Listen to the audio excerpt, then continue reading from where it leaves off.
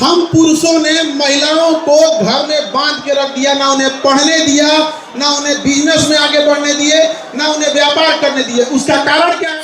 करनी होगी अपने किसानों के लिए। याद रखिए, आज का एक फैशन बन चुका है कि फोर व्हीलर उसके पास है जो अमीर है, फोर व्हीलर उसके पास हो जो अमीर है। जिस दिन ये देश तभी बदलेगा जब उस धोती कुर्ता और गमछा बांधा हुआ हवाई चप्पल पर बैठा किसान जब किसी फोर व्हीलर के शोरूम में जाके खोले और कहे हमको भी एक फोर व्हीलर चाहिए। अरे इस देश में बदलने की जरूरत क्या? महिलाओं की स्थिति में सुधार कीजिए, युवाओं की स्थिति को बदल दीजिए, किसानों को उनके हक दे दीजिए। देश में बचा कौन? बचा कौन फिर देश में? बाकी तो अमीरों को तो गुलामी में भी दिक्कत नहीं थी, अमीरों को तो गुलामी में भी दिक्कत नहीं थी। सबसे याद रखिएगा, जिस तरह से हम सब ने मिलकर कोरोना के खिलाफ लड़ाई लड़ी थी, कोरोना के खिलाफ लड़े थे ना, उसी तरह से हमें गरीबी के खिलाफ लड़ाई लड़नी होगी। चंपारण की धरती से हम कहते हैं कि सरकार हम लोग को एक बात बोलती है, चाहे इंदिरा गांधी हो, चाहे अटल बिहारी वाजपेयी, गुजराल साहब हो, या फिर आपके नरसिम्हा राव जी हो, या फिर मोदी जी हो, सब लोग बोलते हैं गरीबी हटाओ। हमारा कहना है अमीरी लाओ, अमीरी लाओ। अरे कौन गरीबी हटा नहीं है तो हमको क्या पता? हमारे पास आंकड़ा रहेगा ना कि फला व्यक्ति अपनी गरीबी को हटा दिया। तो यहाँ से आप लोग को एक नारा लगाना होगा कि हमें गरीबी हटाओ। तो चिल्ला चुके हैं, अभी क्या करना है? अमीरी लाओ। अरे भैया, हम लोग भात दाल के लिए और इतने छोटे छोटे आवश्यकताओं के लिए थोड़ी लड़ेंगे। यहाँ पे हमारे यहाँ बुजुर्गों को देख के देखिए, बेचारों का शरीर झुक गया। यहाँ पर उन्होंने पता है शरीर बुढ़ापे में कब झुकता है? जब पूरे जीवन अगर आपको कैल्शियम की कमी है, पूरे जीवन आयरन की कमी है, पूरा जीवन, तभी बुढ़ापा में आपका शरीर झुकेगा। तब सोचिए, उसने पूरा जीवन काट दिया, पूरा जीवन काट दिया। इस चीज ये बदलाव नहीं होना चाहिए, और यह बदलाव जब भी होगा तो आप युवाओं से होगा। और बड़ा दुख के साथ ये कहना पड़ रहा है कि देश के आगे आज भी देश विकासशील रह गया है। आज भी अगर आप गौर से देखिएगा तो आजादी के इतने साल बाद भी हम लोग जूझ रहे हैं अपनी मूलभूत समस्याओं से।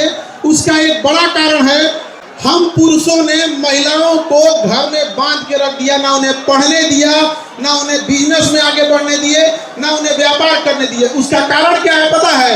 एक पुरुष को पता है कि दूसरा पुरुष किसी महिला को किस नजर से देख रहा होता है। नजर तुम्हारी खराब, बंदिश उन पे लगा दिए, लगा दिए कि नहीं लगा दिए?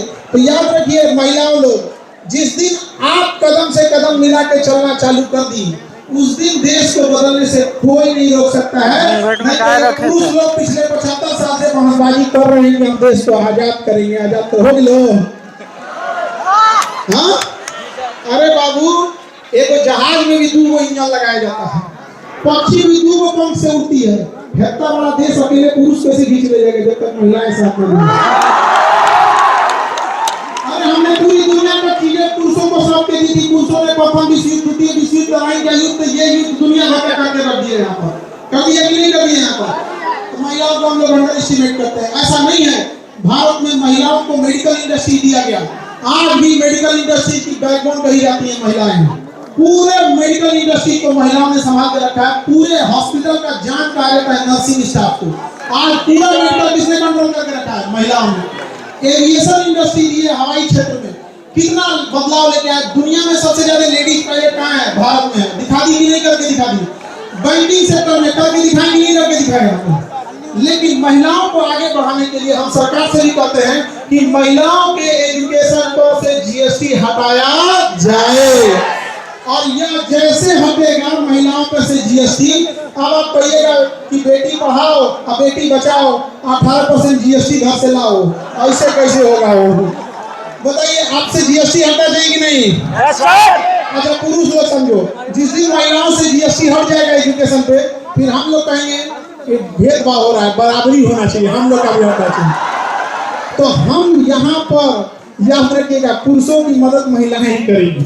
पहले हम लोग को लड़ाई लड़नी है किसके लिए? महिलाओं के लिए, कि भैया उनका जीएसटी हटाओ। और जब उनका जीएसटी हट जाएगा तो ये जिम्मेदारी महिलाओं पे होगी कि हमारे भाइयों के साथ भेदभाव क्यों? शिक्षा पर सबका अधिकार है, उनका भी हटाओ। नहीं होना चाहिए। याद रखिएगा, हमें वहां दिया जलाना है जहां अभी तक अंधेरा है। और शिक्षा कश्मीर से कन्याकुमारी तक हर गरीब तक पहुंचना चाहिए। हमारे यहाँ जब कोई रिजल्ट लेके आता है तो उसके पिताजी कहते हैं कि मेरी बेटी है, हम तो चाय बेचते थे, हिम्मत नहीं किए थे कि इतना हो जाएगा यहाँ पर। हमारे यहाँ एक लड़की बीपीएससी में सेलेक्ट हुई, ज्योत्सना नाम था।